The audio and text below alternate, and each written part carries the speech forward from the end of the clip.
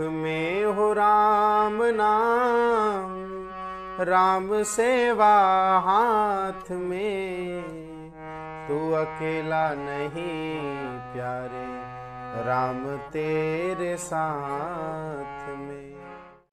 ओम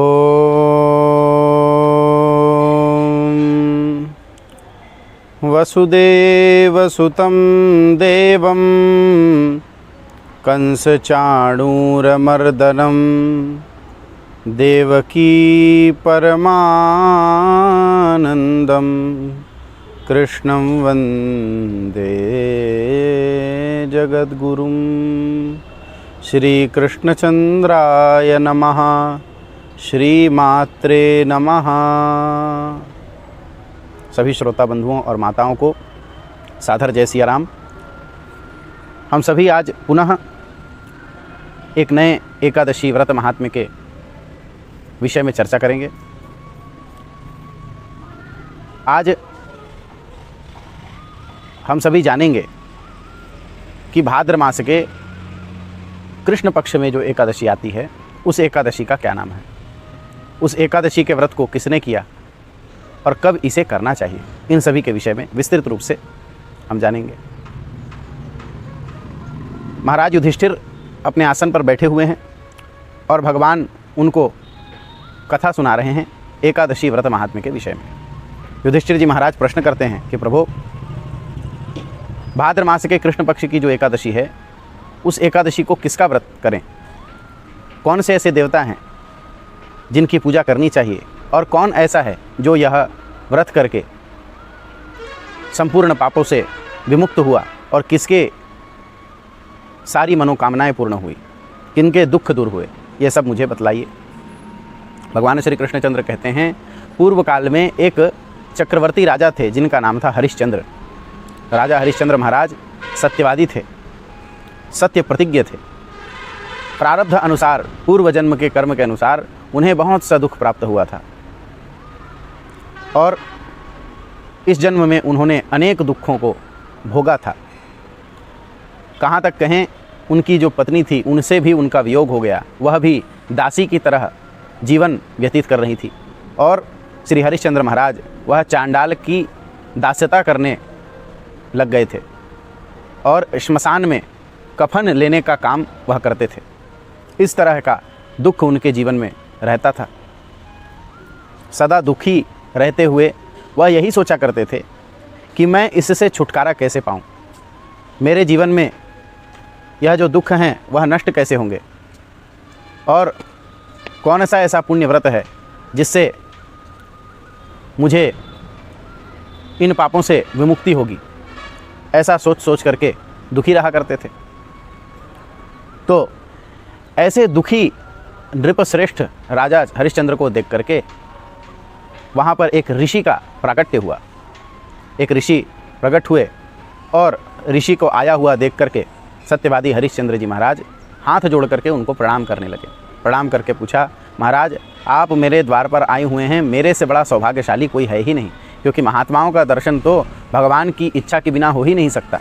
अवश्य ही मुझ पर भगवान की बड़ी कृपा है। ये ऋषि और कोई नहीं बल्कि महात्मा गौतम ही थे। महात्मा गौतम ने कृपापूर्वक हरिश्चंद्र जी महाराज को दर्शन दिया और कहने लगे कि हरिश्चंद्र जी महाराज, आपको इस कष्ट से छुटकारा देने के लिए मैं एक व्रत आपको बतलाता हूँ। आज से 7वें दिन भाद्र मास में कृष्ण पक्ष की जो एकादशी आने वाली है उसे अजा एकादशी कहते हैं। उस अजा एकादशी के व्रत को करके तुम अपने सारे पापों से विमुक्त हो जाओगे और तुम्हारे जो पूर्व कर्म हैं वह नष्ट हो करके तुम्हें इस व्रत का फल अवश्य ही मिलेगा और तुम सुखी अवश्य होगे। इसीलिए इस व्रत को तुम यथा योग्य यथा विधान अपने मन को दृढ़ संकल्पित करके करो। ऐसा कह करके महर्षि गौतम वहाँ अंतर्धान हो गए। इधर राजा हरिश्चंद्र प्रसन्न होकर के सोचने लगे कि अब मैं यह व्रत अवश्य ही करूँगा और एकादशी तिथि आने पर उन्होंने विधि विधान से दिन भर भगवान का नामस्मरण करते हुए अपने कार्य में संलग्न होते हुए भी भूखे प्यासे रह करके व्रत किया और रात्रि में जागरण करके भगवान का कीर्तन किया। बंधुओं, इस व्रत के प्रभाव से उसके जीवन में बदलाव आया और वह अपने सारे पापों से मुक्त हो गया और इस जन्म में वह पुनः चक्रवर्ती सम्राट हुआ। उनका पुत्र जो मृत्यु को प्राप्त हो गया था वह पुनः जीवित हुआ। उनकी पत्नी जिनको दासी बना दिया गया था वह भी पुनः महारानी हो गई और एक छत्र राज पूरी पृथ्वी पर हरिश्चंद्र महाराज का पुनः हो गया। और उनके सत्य प्रतिज्ञा को देख करके सारे देवता, किन्नर, ऋषि मुनि सभी लोग प्रसन्न हुए और दुंदुभी बजने लगी, आकाश से पुष्प की वर्षा होने लगी। इस प्रकार राजा हरिश्चंद्र का स्वागत हुआ। तो जिस एकादशी के प्रभाव से हरिश्चंद्र जैसे महान राजा का कष्ट नष्ट हुआ, तो सामान्य मनुष्य के जो पाप हैं वह कैसे नहीं नष्ट होंगे, इस बात को विचार करके, क्योंकि हरिश्चंद्र महाराज को जितने कष्ट थे हमारे आपके जीवन में उतने कष्ट नहीं हैं। इन सब बातों को विचार कर हमको अवश्य ही एकादशी का व्रत करना चाहिए और अजा एकादशी से सारे दुखों की निवृत्ति होती है।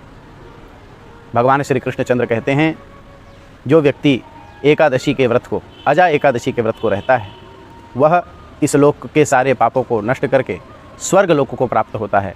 और इस अजा एकादशी के व्रत को सुनने वाले, इस अजा एकादशी के व्रत के कथा को सुनने वाले को तथा कहने वाले को अश्वमेध यज्ञ का पुण्य प्राप्त होता है।